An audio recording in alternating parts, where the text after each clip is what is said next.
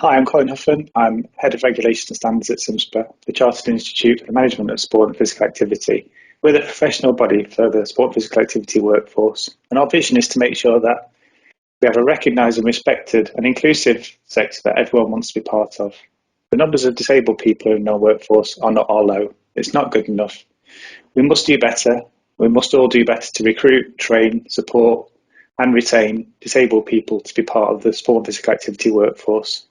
We must remove the barriers for disabled people to enter the workforce because fundamentally it's the right thing to do. And it isn't as hard as you might think as well. We've worked closely with EmployAbility to develop a guide to support training providers to understand how to recruit, train, support and retain disabled people to be part of the sport and physical activity workforce.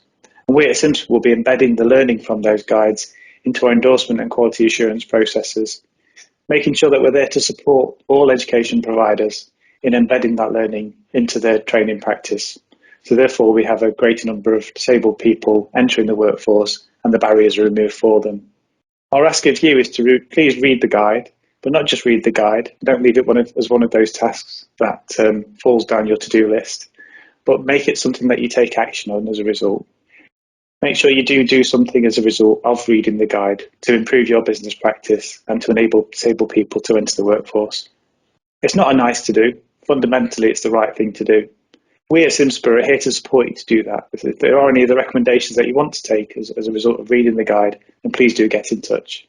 Thank you very much. Today I'm looking forward to speaking to Elaine Briggs from Future Fit Training, Kelly Rodriguez from UK Coaching, and Michelle Felix, a visually impaired group exercise instructor who runs her own successful business. Thanks for joining us to talk about the guide. Do you want to just introduce yourself and your role at Future Fit?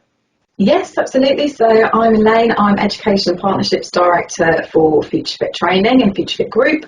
And for those of you who don't know about Future Fit, we are the leading learning and development provider in the health and fitness sector.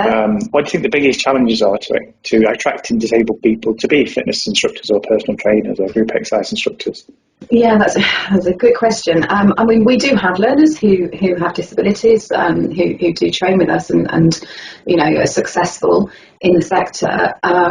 But yes, there is I think a barrier really, and I think there's a few reasons. I discussed this with the team prior to talking to you, and things that were mentioned were the perception of the fitness industry, and I think that's not just for people with disabilities, but any person who doesn't fit into that lycra clad, you know, under 25 fit looking great when they run on the treadmill. So I think the perception, I think we've got a lot to do in our industry to change the perception to make it much more inclusive. We talk a lot about inclusivity, but I don't think we're there yet. So I think that is one of the main barriers is people thinking that they just won't fit in. Also that they wouldn't be able to access training properly, that it's not designed for them. So, you know, for example, you've got a visible disability, you may feel that that's going to set you back, that people aren't going to engage with you, whatever, or that the training itself isn't designed. You know, if you've got an issue with hearing or whatever it may be, you sort of think, well, I'm not going to be able to go to that course. That won't be set up for me. If I've got a learning disability, they won't be going at my pace. As well, what experience do you have of adapting your course to meet disabled people's needs? We do take most people on an individual basis because disabilities are far and wide, and there is always this preconception, isn't there, that disability equals somebody sat in a wheelchair, and it's not. We have a person at the moment who's on our course living with Down syndrome. So we have to change our kind of approach. We're working a lot with his parents to make sure that, you know, he's understanding everything. He's going at a slower pace. When we have people who may be amputees or have a physical disability like that, we have to make sure that the venue is set up right, that they've got the right equipment, or that we can adapt the equipment. Laura Farchi was one of our learners a few years ago in nutrition, and obviously she's Paralympian, but she's blind. So our digital e-learning, we had to work with her unbelievably clever software that allows her to even do text message and all sorts of things. It's quite phenomenal, really. And work with her software and really sort of get our heads around that. Sometimes with learning disabilities, they need to go at their own pace. We have to remove kind of deadlines and things. And of course, we have to make sure that our tutor team are supported and aware. We can't just expect them to know what to do. Like I say, because the disabilities are so varied. But to be honest with you, until I've sort of seen this guide, there hasn't really been a training provider guide. There's different guides through different disability charities, but we've really previously had to go out and find out the information, which I'm more than happy to do. But I think this guide will actually really help and again raise the awareness. Excellent, thank you. This can sometimes be so much information, can't there, on these topics? You never know whether you're going to a verified source and whether that's credible or not as well. So what did you think to the guide? Do you think that there'll be anything in there that will help you as a training provider to make those adaptations to support disabled people entering the workforce? Yes, I think so. I think I'd like to say I sent it to our team to have a look at as well. And, the feedback was that it is very helpful, very usable, easy to use, easy to understand, something that we'll probably go back to, and use as a guide going forwards. I think really for us and for all training providers, there's always costs associated to changing your delivery and the software and the staff training that would involve. So all considerations, not complete barriers, but if CIMSPA, for example, sort of stated that actually education partners going forward need to have this, do whatever. I think if all training providers, were in the same boat, then I think it would be easier. But no, I think it's a really great guide, really welcomed by us. And as I say, a resource that I'm sure we'll keep going back to. We CIMSPA have been heavily involved in the development of the guides, and we're working out at the moment what it will mean for us and how we can implement some of the guidance from the guides into our quality assurance procedures as well. So that may then help you in terms of making those changes or selling those changes to your senior management team and things like that as well. So yeah, we think it's definitely, there's a lot to learn from the guides, and I really liked your point around perception at the start as well, that the guides do heavily focus upon the marketing of our materials to disabled people, as that was identified as one of the biggest barriers from disabled people as well. So if there's one thing we can change at CIMSPA, we know that's one thing we're going to learn as a result in terms of how we can market the sector to be more inclusive, to see people like you, to attract people like you into the workplace as well. Is there anything you guys have taken on so far that you think you'll be putting in place? I know you've not had a lot of time to read the guide and interpret it, but are your initial thoughts, do you think there'll be things that you will change in terms of your training provision? Yeah, I think the first part, we're actually just working on our people strategy at the moment, and I think it's quite timely because this can feed into that. Whilst our people strategy is about us internally and not externally, our learners, it starts with us internally. It starts with the FutureFit team. So I think it will be used to kind of influence that people strategy when we're looking at things like recruitment and all that kind of stuff, to make sure that we've thought of everything. It will then, marketing, obviously, as you said, is touched on. But what we will then do is, as part of our tutor training and our tutor induction and everything, I think we will probably take elements of it and make it available as a resource to our tutors, our sales team as well, because our sales team are the first people that get to speak to our learners when they phone up to find out about courses, and that's where the journey starts. If somebody has got a disability, it's made aware of at the point of sale, and then passed on to student support, and the journey continues. So, it'll touch on every part of our staff, definitely, but I think, from a practical basis, the tutor team, the delivery teams will really benefit from this knowledge. So that's the first thing. It starts with the people strategy, and just highlighting really, how we are accommodating this population. So thank you. No, thank you, Elaine. That's amazing. It's excellent that we've got firm commitment from you to change your business as a result of the guide that's been published. Absolutely. And that's exactly the purpose of the guide to help inform you and guide you from there as well. So thank you for your time today. Really appreciate your honest answers to the question. It's been lovely speaking to you again. Thanks, Colin. Take care. Thanks. Afternoon, Kelly. How are you? I'm fine, thank you, Colin. How are you? I'm good, thanks. Thanks for coming to talk to us about the guide today. I'll just start with the first question. Can you tell us a little bit about UK coaching and what you're doing to make training more accessible for disabled people, please? Yeah, sure. So UK Coaching Solutions, and including our awarding organisation First Sport, we fundamentally believe that everybody should have access to learning, whether that's regulated or unregulated. So, for example, we will work directly with coaches to create learning that's accessible in multiple formats and understand their learners' needs. Or, for example, we'll work through partners such as our national governing bodies or private training providers to advocate accessibility through their methods of delivery as well. So as an example, whilst we're talking about accessibility, we might be talking about people with impairments and disabilities, but actually it's broadening access full stop. So, providing, for example, access to experts directly to the coach, as an example, through free to access products, so that even cost isn't a barrier perhaps for those that are maybe on low income or maybe not be able to afford to access potential training, for example. So that's what we work really, really hard to do at UK Coaching. Excellent. People often think of accessibility as things like lifts and stair ramps, don't they? Actually, there's a lot more to it than that, isn't there? Absolutely. And the guide has a section about making digital resources accessible. Do you think that's important as well? Yeah, absolutely. I think if we've learned anything post-pandemic, it's about the value of digital resources. And I do think that the more we can do to make that accessible through things like, for example, screen readers or just thinking about software and platforms and not assuming that everybody is digitally savvy and literate, I think as well is a really key thing to think in mind. So there's been some research I know that the government had done around the digital divide, and I know that as we steer towards a more digital first approach, I would say, in terms of design and access to services and training, as an example, learning, it can widen that gap a little bit. So I do think that whilst our digital resources, digital learning is our friend, it's what we're perhaps more leaning to as our first stop. I do think we just need to be mindful about who isn't able to access that digital offer and how can we make that more accessible as well.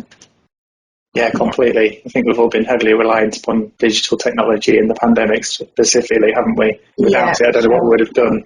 But I think, we do need to play a little bit of catch up on, okay, is everybody able to access this? Is this the right approach? And who isn't in the room is what I'm also really interested in. Yeah. Excellent, yeah. What types of resources do UK Coaching use in your training, and how do you make them accessible for people?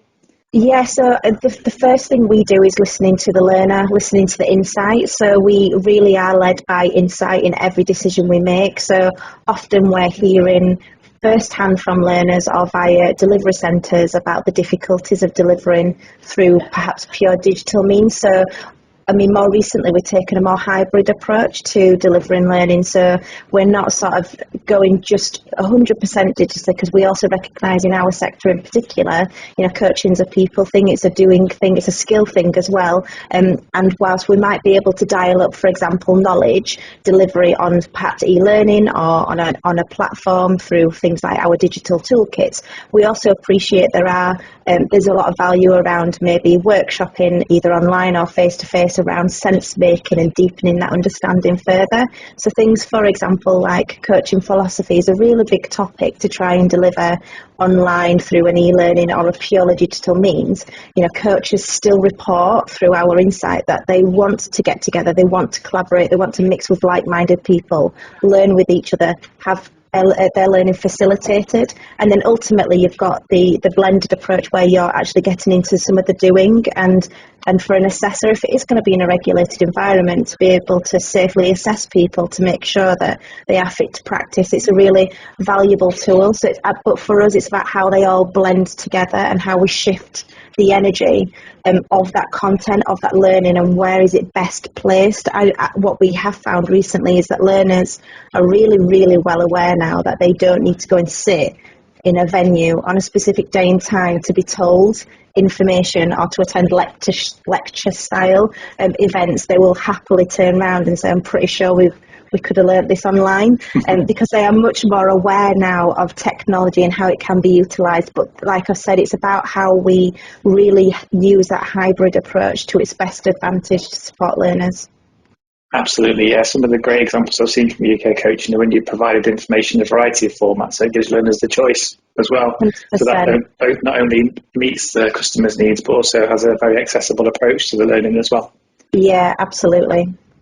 Bro, do you think you'll take anything from the guide? What did you find useful about it?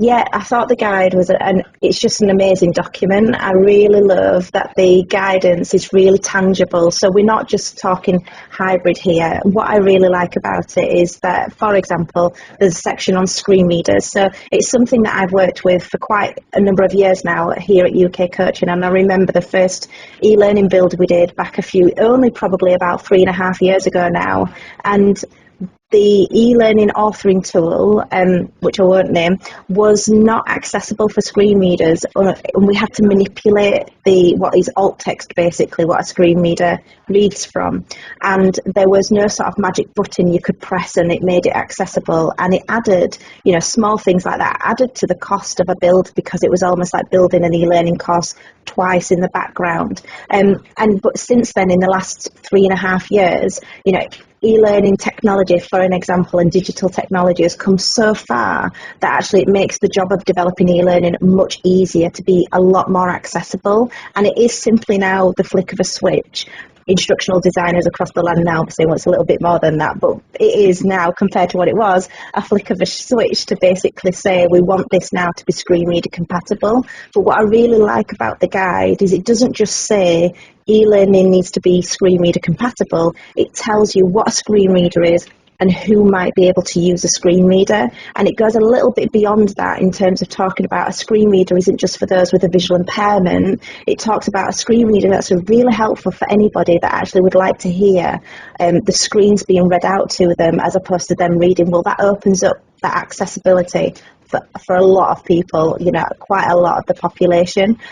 So that's what I really like about the guide. It just goes a little bit deeper. And a section particular that I really, really liked in particular was the funding section. So it's not something that, unless you have a disability or unless you work within that environment, you're not always privy to knowing what streams of funding an individual might have access to, or what we could draw down as individuals and agencies to support the development of a product that's going to help somebody. So for me, that was really, really helpful, because often, sometimes a barrier for an organisation to creating accessible learning can sometimes be the cost. And I think that by understanding a little bit more about funding streams that could be available will hopefully help people and organisations to consider it, for sure.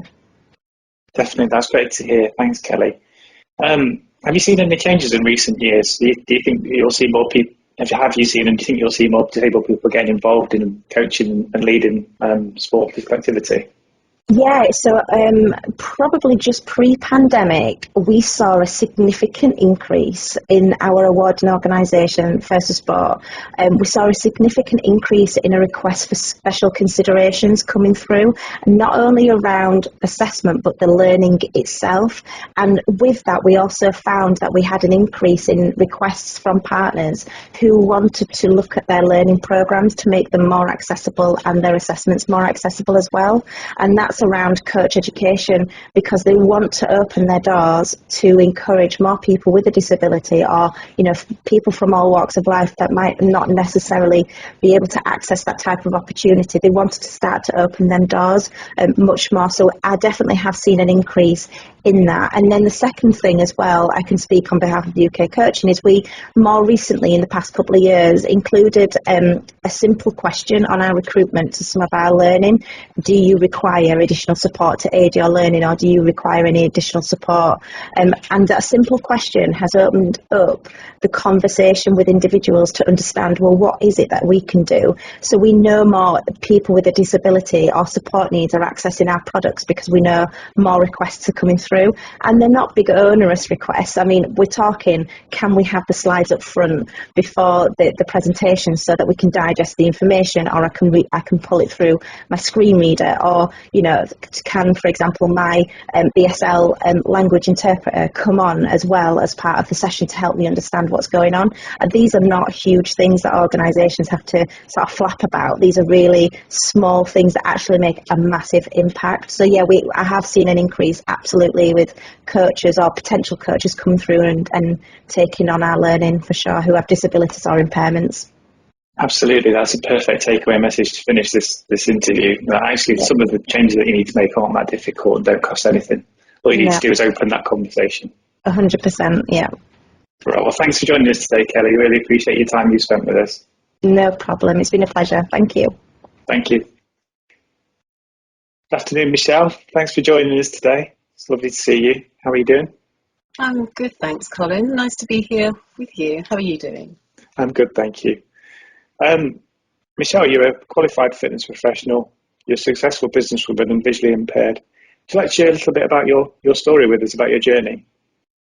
Yes. Well, I started my company, Michelle Felix Group, because of the lack of exercise to music that was audio described for visually impaired people. I had attended many exercise to music classes. What I mean by that is, things like aerobics, movement, and the instructors had tried their best to be descriptive, so that I could follow the actions, what was going on in the class, but it was never quite adequate. So I felt, I could do something about that. Excellent. So you must have trained at some point to be a fitness instructor. How did you find that process of training to be a fitness instructor? Okay, so I did the instructability scheme, which basically was an invitation for people with disabilities to enter the fitness industry and to be positive role models.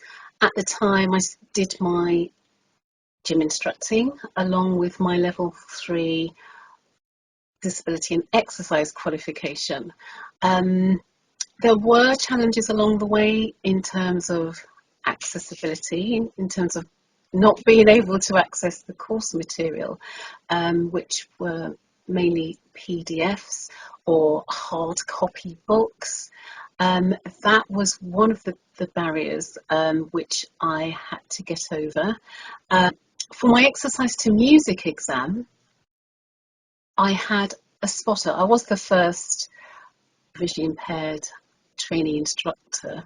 I had somebody who we would call a spotter, so that's somebody who could observe anybody within the classroom doing, within the fitness class, looking unwell or maybe adopting bad form which could be harmful to them, at which point I would be alerted to that to deal with. That's amazing. It's great to see that you've been through that journey, also been a role model for others, hopefully, as well, that would like to be qualified and now visually impaired as well. I'm sure the training providers learnt a lot from the experience and the feedback that you've given them as well within that. So what sort of reaction do you get when you tell people you're a group exercise instructor? Normally they're very surprised, and the usual question I get is, well, how does that work with your eyesight?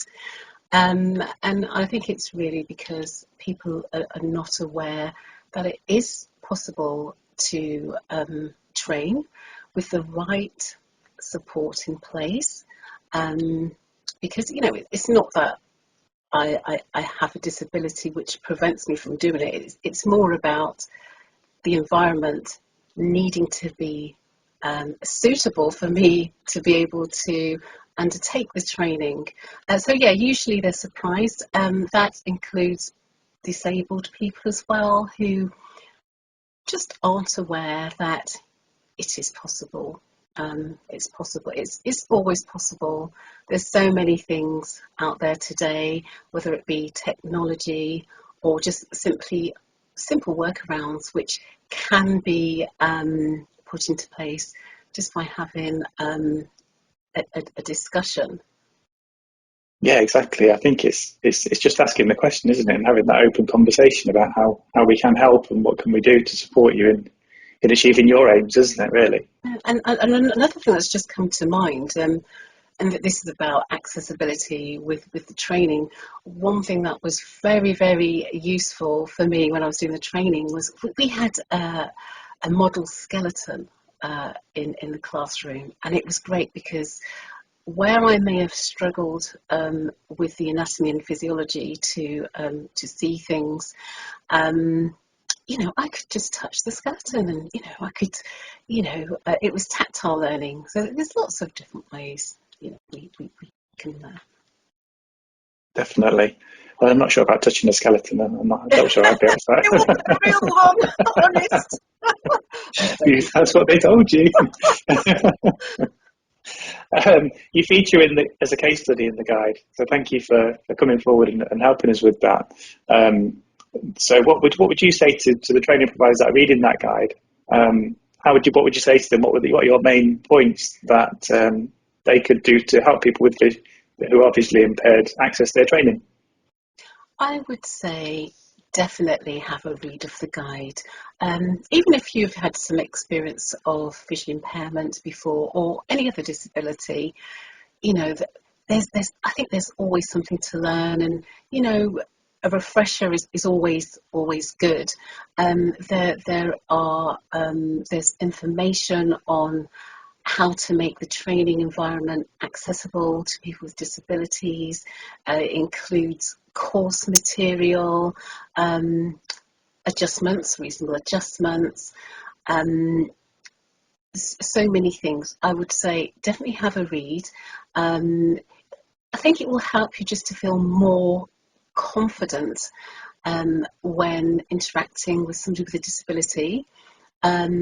Just to know that, we're all people, and just having that awareness, I feel, will really just give you the confidence to just go for it, make your organisation more accessible. It will talk about the recruitment process for training, how to attract people with disabilities, how to keep people with disabilities. Yes, go for it. How to have the conversation without feeling, you don't know what to say. Can I use this word or that word? Definitely have a read. Excellent. I think my main takeaway has been from supporting developing the guide that it's about openness and communication. Nobody's going to get everything right all of the time, are they? But as long as we're open and we communicate and we ask the question, and we're open to the feedback that we receive, that's all people really want. Absolutely. Excellent. Bro, what would you say to other disabled people that are thinking about becoming fitness instructors, personal trainers, group exercise instructors? I would say really consider it. Even if you may not have thought of it as something that you can do before, I will say if you've got the heart and mind to do it, you can do it. There is a way. It's so rewarding, to see people's lives change through physical activity, get stronger, become more mobile. For some people, there's even just having the social interaction is such a biggie. Very, very rewarding. You can do it. Excellent. I completely concur. It's such a rewarding profession. It's such a rewarding position to be in when you're training people to help other people as well. Absolutely. Excellent. Well, that's the end of the questions. Thanks for joining us today, Michelle. Really appreciate your thoughts and your feedback on this guide.